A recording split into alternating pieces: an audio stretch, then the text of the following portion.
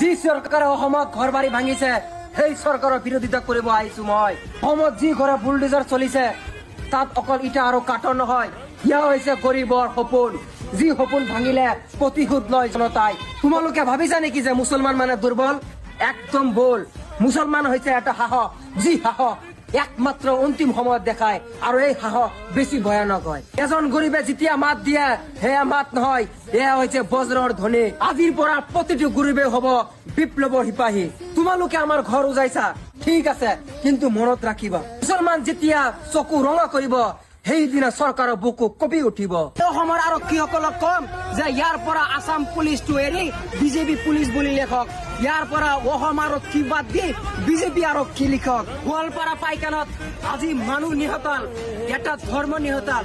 আজি মোৰ প্ৰশ্ন, উচ্ছেদৰ নামত মানুহক গুলি কৰিব লাগে নেকি? মুছলমান হোৱাৰ অপৰাধত যদি গুলি খাবই লাগে তেনে দেশত গণতন্ত্ৰ বাচি থাকিবনে? আজিৰ গোৱালপাৰাৰ যি চৰকাৰে অসমত ঘৰ বাৰী ভাঙিছে সেই চৰকাৰৰ বিৰোধিতা কৰিব আহিছো মই। অসমত যি ঘৰে বুলডোজাৰ চলিছে তাত অকল ইটা আৰু কাঠৰ নহয়, ইয়া হৈছে গৰীবৰ সপোন। যি সপোন ভাঙিলে প্ৰতিশোধ লয় জনতাই। তোমালোকে ভাবিছা নেকি যে মুছলমান মানে দুৰ্বল? একদম ভুল।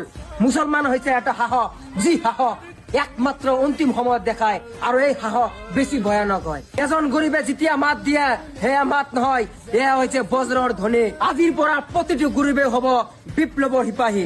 তোমালোকে আমাৰ ঘৰ উজাইছা ঠিক আছে, কিন্তু মনত ৰাখিবা মুছলমান যেতিয়া চকু ৰঙা কৰিব সেইদিনা চৰকাৰৰ বুকু কঁপি উঠিব।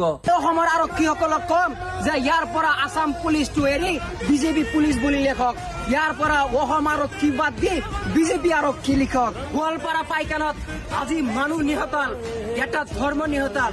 আজি মোৰ প্ৰশ্ন, উচ্ছেদৰ নামত মানুহক গুলি কৰিব লাগে নেকি? মুছলমান হোৱাৰ অপৰাধত যদি গুলি খাবই লাগে তেনে দেশত গণতন্ত্ৰ বাচি থাকিবনে? আজিৰ গোৱালপাৰাৰ